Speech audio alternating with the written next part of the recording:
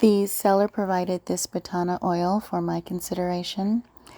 To be honest, I've tried a few different Batana products in the past, and the smell has been so overwhelming that I kind of given up using it because you really have to commit to washing your hair the next day to get the smell out. It's just so overpowering. But with this brand, I do find that it's very light, the smell is very pleasant, and it doesn't just sit on top of your scalp and your hair, it actually absorbs. So I am loving this oil. It's so lightweight,